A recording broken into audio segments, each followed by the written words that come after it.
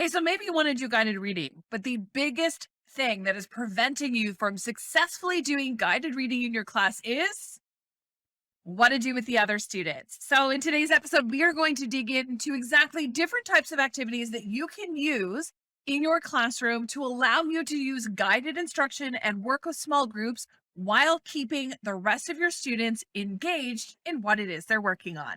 Thank you for joining me. My name is Patty, and I am a junior teacher here in Ontario, Canada. And every single week, we have a new episode of Teaching with Madly Learning where we talk all things teaching and learning in the junior grades. And it is our hope that through all of these episodes, we help to demystify some of the complexities of teaching to make your experience in your classroom more engaging and fun for both you and your students. So let's dig in. Let's talk exactly about what you can be doing with your rest of your class so that you can be engaged in guided instruction.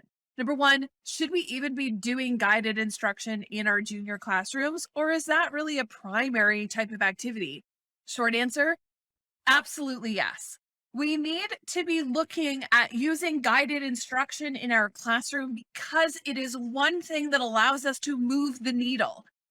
We are there to help our students succeed, and sometimes guided instruction is what you can do the most bang for your buck.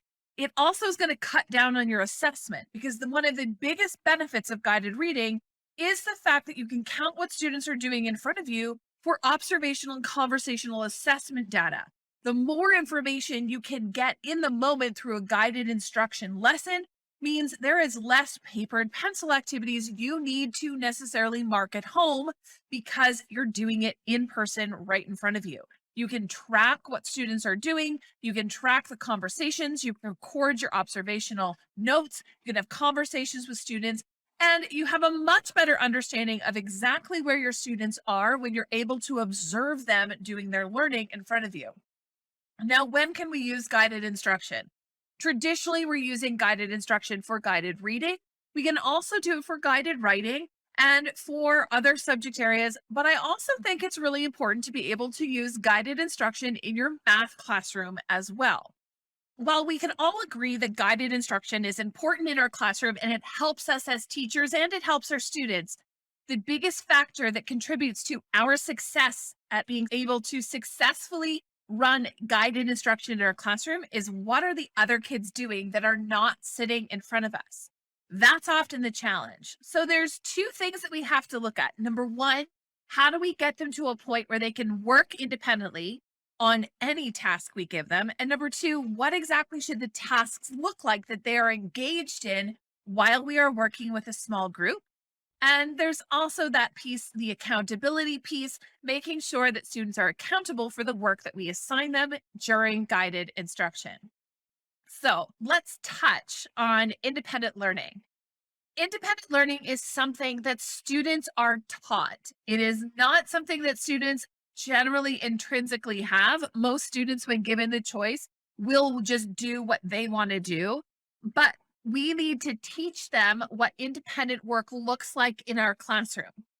We need to be really explicit with students as to what independent work looks like, what they should be doing. We need to teach them how to be accountable to themselves.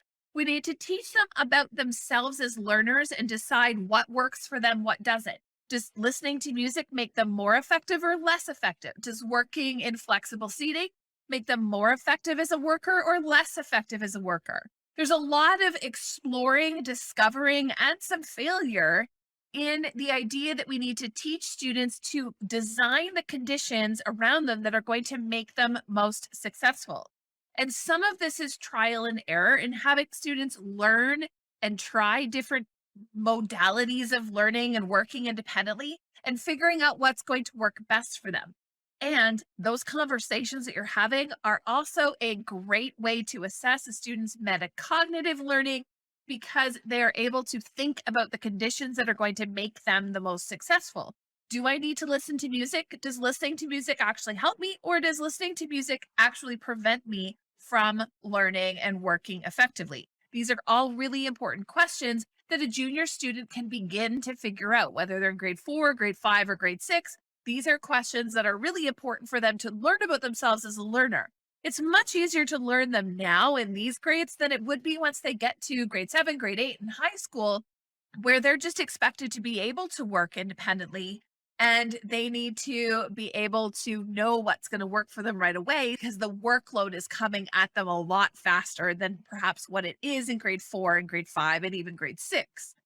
So we need to have those conversations. We also need to look at independent work activity as something they have to build the stamina to achieve.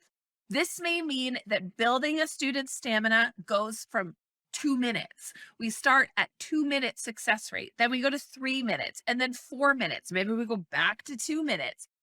It means us as teachers, we need to be patient with them building that independent work skills. And we also have to be really conscious of not accidentally reinforcing the skills that are going to prevent them from being successful. We need to look at what conditions we need to put in place, what our expectations are. We need to communicate those expectations of what independent work is going to look like very clearly. And then we need to be patient as we strategically build those independent work skills.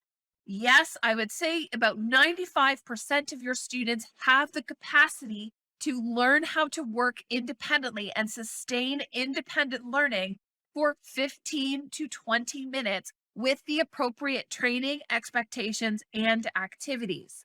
In my experience over the last 15 years, there is very few students that cannot maintain some level of independent work. In fact, most of the students that struggle the most with independent work, if you look at what they're able to do and look at this as an asset model instead of a deficit model and look at what they can do and what conditions allow them to be independent, that's going to help those students.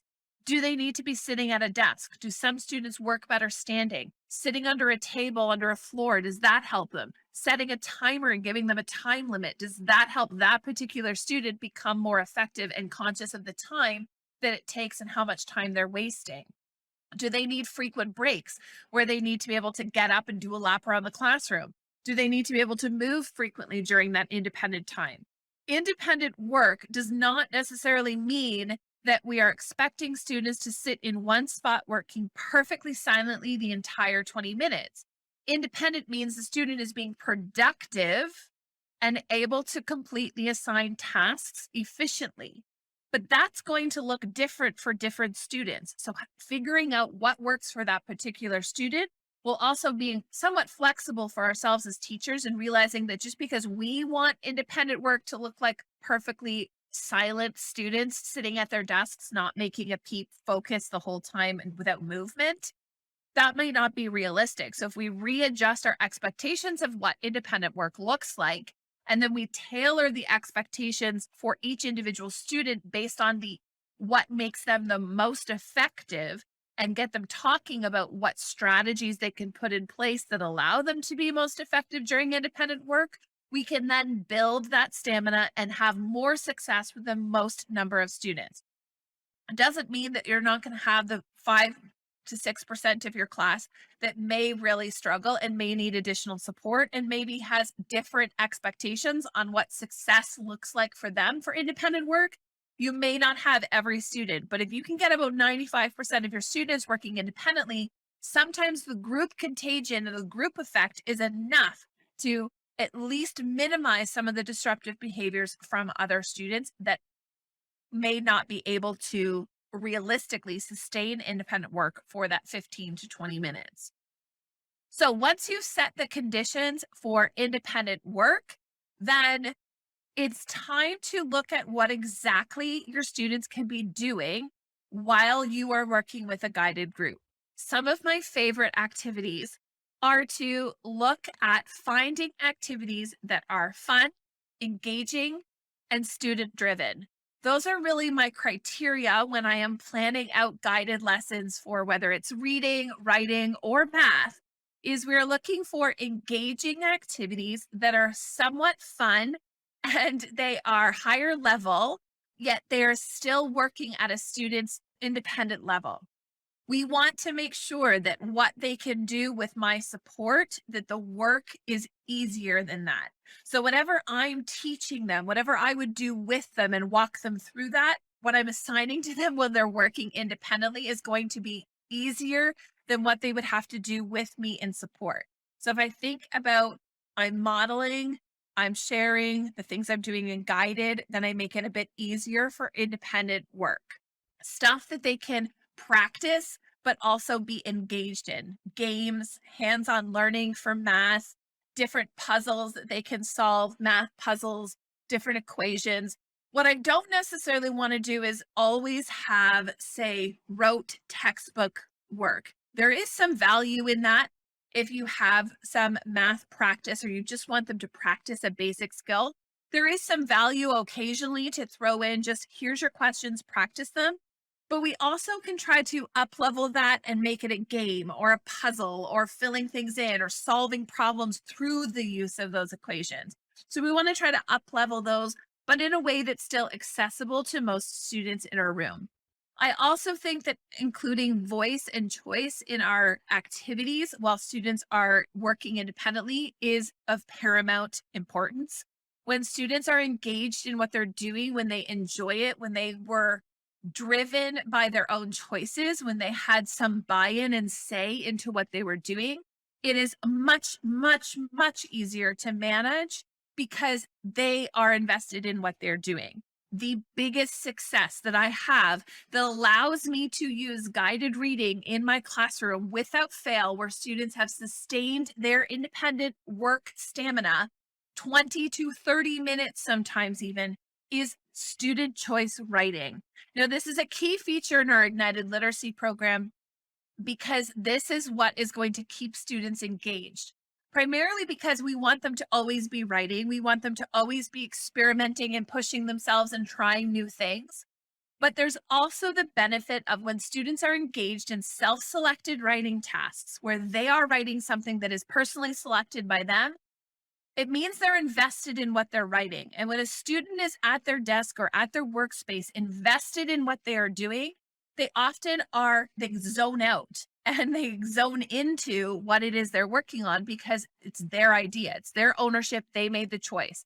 It is not something they're simply doing to please someone else. It's something they are doing because it's their voice, their ideas in their writing. Because I allow student self-selected writing during one of my center's activities, that activity in and of itself is what allows me to do guided reading each week. Because I can do guided reading because I very rarely have to use any management strategies in my classroom when they're in their writing. Now, we've built up to this. This is not something that we started in September. This is not something we even had in place in October. It wasn't until mid-November that we started doing guided reading. We've taken a pause due to COVID restrictions. We're going to be back at it again. But without fail, I can assign my students an independent task. They all start writing, and I have a good solid 20 minutes where they're maintaining their stamina and I'm able to engage in guided reading. Now, I will be completely honest and transparent here. Does that mean that every student in my class is 100% engaged 100% of the time and is never drifting off and never scrolling YouTube and is never distracted? No. I know when there's students that are just doing nothing during that independent work period. However, I'm also a firm believer in natural consequences, and those students still have deadlines and due dates, and they still have to be accountable for the work that has been assigned to them. And they are required to make up time that they have wasted, or if they don't meet deadlines, they need to be able to show me why that is. There is accountability on the back end. So if a student feels as though they're going to waste a tremendous amount of time, that student will have natural consequences of needing to use their own personal time or not being able to engage in other activities in order to be able to make up that work and make up that time. And this is an ongoing conversation with those students because this is actually a really valuable learning opportunity for those students about learning how to effectively use their time. And then it's not a whole class thing. Those students are generally working quietly when they're disengaged because they're trying to hide that they're not actually engaged. But as time goes on, those students become more and more productive because they learn that it's just easier to be productive when it's independent work time than it is to continually waste time and have nothing to show for it. uncomfortable conversations at home, missed out times with peers, missed opportunities to engage in extracurriculars because they are not using their class time appropriately. And all through that, of course, timelines and focus is all differentiated. It's responsive to student need and ability. So different students have different expectations. So those that are struggling with language or writing are obviously going to have different expectations on output or what it is that they're expected to do, because that's all student centered and student driven as to what it is they're required to do and what their expectations are as they're focused on their individual goals for writing. Now for math, I think math is another one where I really love centers. Our Ignited Math program will also have centers. It will have guided math instruction, but it's also going to have a key component of math centers. I love using math centers. I think it is such a fun way to practice math skills. That is not everyone doing the same thing at the same time, but there is a point in your math center where you want to have a really nice balance between practice and inquiry. And we want to have students discovering some things, learning concepts. We want them to practice, but we also want them to have opportunities for hands-on learning and practicing problem solving and all of those key pieces so that we can integrate the social emotional learning concepts in there and have them learning how to collaborate, make tools or use tools. And we want them to be able to practice their math, but also be able to problem solve and think deeper about their math concepts and have activities that are low floor, high ceiling tasks, as Jo Boaler likes to call them in her mathematical mindset book. So in your guided math activities, what are your students doing at math centers so that you can do guided math? Well, I really like there to be a hands-on learning activity. I want students to be able to touch and feel and manipulate math, play a game, solve a puzzle, figure things out, look at how concepts interrelate with one another, think a little bit deeper, solve problems, and also have lots of student choice. One of the activities in our guided math is making homes for pets. So this is featured in our second unit, Unit B, and students are making homes for pets, and they're looking at having a pet, what the pet's house would cost, what different accessories you could add to this home for your pet. And they make a variety of different homes for pets. They pick the pet, and then they pick a few accessories, and they pick another pet, pick the few accessories. They're learning financial literacy. They're also having lots of choice there because there's many options for accessories for each pet that they could choose. They're deciding what's going to happen. Grade 5 students are learning to calculate tax and unit rates, and grade 4s are just learning money amounts, and grade 3s are learning to add money amounts to and rounding. All of those features are in there. Making homes for pets is a great opportunity for students to work. They're cutting out cards, they're manipulating, they're talking, they're communicating about their thinking. They get to have a little bit of fun with these cute pets and decide what it is they want to put together. But they're also looking at how all of those things fit and doing math as well. They're learning addition and subtraction. They're learning about money, but they're also learning about financial literacy, all woven into this fun little centers activity and game. Playing bingo with their friends, learning how to solve puzzles of which question goes with what answer. So here's your answers, here's your questions, which one goes together, what order, kind of solving mystery clues are all features of different activities that students can do. It gets them really talking and thinking and applying what it is that's being taught in your lessons and applying those each and every week and having them have a little bit of fun and being engaged. The expectation for math centers might be a little bit different from writing, where the volume in your class may not be silent. You want them to work on what that volume looks like, but I don't want my math centers to be a silent experience. I want my math centers to be hands-on, communicating, accountable talk, like all of those things should be happening in my math centers while I'm working with a small group.